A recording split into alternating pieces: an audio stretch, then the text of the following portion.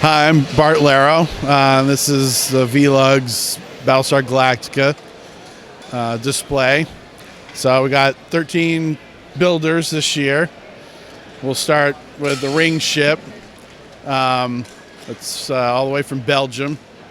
Giovanni Senahiv, I hope I'm saying his name right. And we got behind that the Cylon base ship by Adam Reed Tucker. And I did the little planet in the background with the Galactica. So is that's your big ship in the background there? Yeah. Okay. Yeah. Colonial one parked over the flight pod, just like it always was in the show. My son did the other ship with the blinking lights. My son Alex. And we got Brian Bonahum's Colonial Movers here with its graffiti. I love all the colored boxes and everything there. Yeah. Little Vipers in formation with it. And then Mark Kelso's Viper in the foreground. And we got up above, just so everyone knows it's not Star Trek or Star Wars. My wife Satina's Mosaic. There you go, yeah. Just to make sure fans don't get mixed up here. Yeah, it was a good winter project. So anyway, Battlestar Galactica, it's a story of a fleet of people fleeing the evil Cylon robots bent on their destruction. Okay.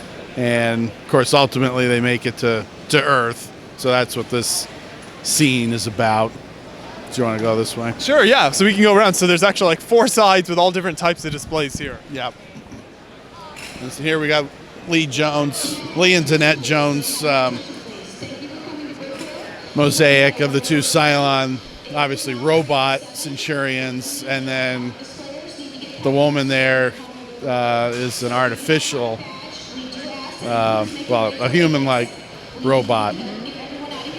And that, of course, was one big part of the show where they realized that the Cylons could look like people.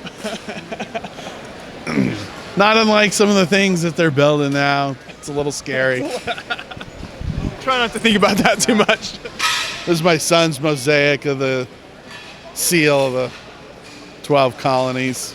Actually, if you stand back across the room, you can actually read. It does say Battlestar Galactica BSG 75 underneath. I don't know how that works. I'm not a mosaics guy, but it's pretty cool. Anyway, this is the hangar deck where they work on the fighters, the Vipers for the ship, and a lot of scenes from the show took place here. I built this a few years ago. Mm-hmm. Didn't really survive the shipping so well. Had to rebuild almost all of it. Kevin Lauer and my son pretty much built it from scratch. You got all the different fighter designs in there? Right, yeah. The one in the gold there, that was built by Tyler Hallowell, who's in Scotland. But he built that for me a few years ago as a gift, and I brought it along. So even though he couldn't be here, it's, This is where the story started, the Armistice Station, where the first war with the Cylons had ended, and this is where their sneak attack began. And right after that, this is the scene in the CIC where Adama gets the facts that there's an attack, and Ty seems to think, oh no, it's just a joke. They're playing a retirement prank on you, and he goes, I don't think so. Hey, watch your back there. This is Baltar Cylon detector, which basically, if they suspected someone of being a Cylon, he could get a blood sample and figure it out. Of course, this is the point in the show where he's realized that it'll take him 60-something years to do all the blood tests. So not going to work so well. No, he decided to scrap it and say, yeah, everybody passes.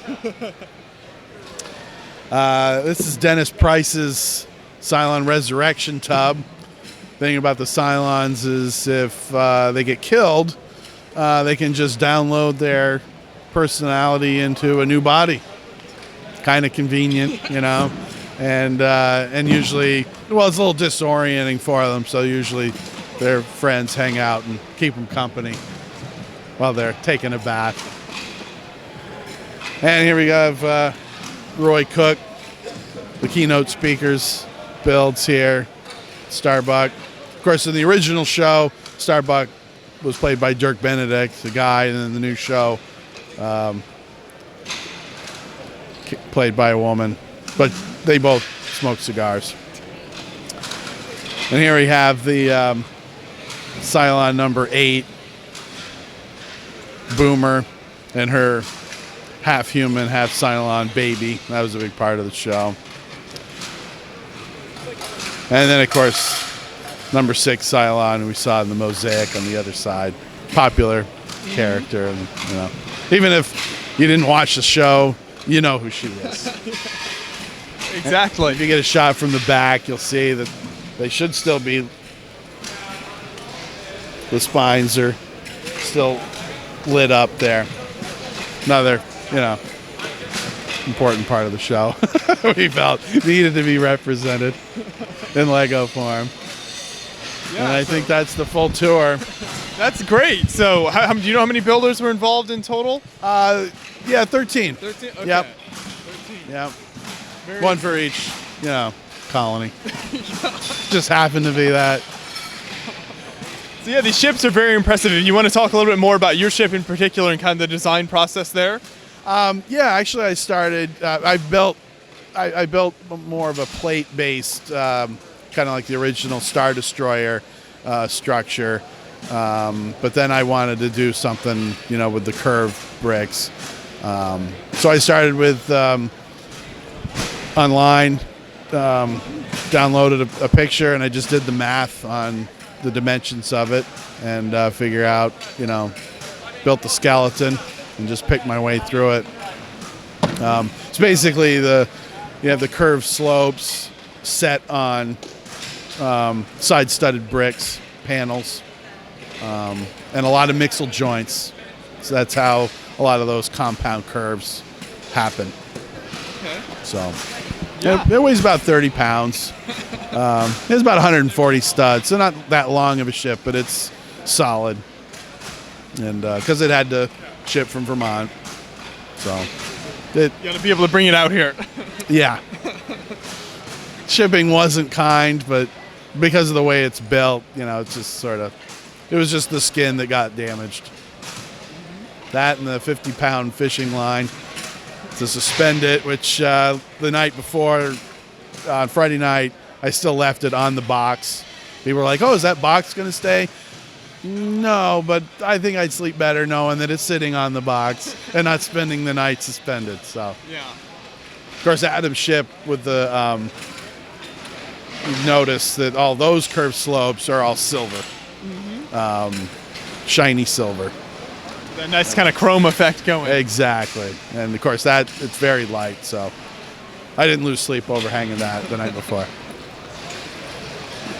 Yeah, that's amazing. So the whole collaborative is great. So you guys definitely did a great job here. And I even like how you kind of set up the box to set the scene and everything. Chris Phipson, our carpenter, he built the table for the Odyssey also a few years ago, but he got this finished off and very quickly. And we wanted to have the perspective shot here and not have, well, of course we have some things just set on the table, but we wanted to create the visual of the fleet in space. So for sure. Well, thank you so much for bringing this all to Brickworld, and thank you for chatting with me about it. Appreciate it. Thank you.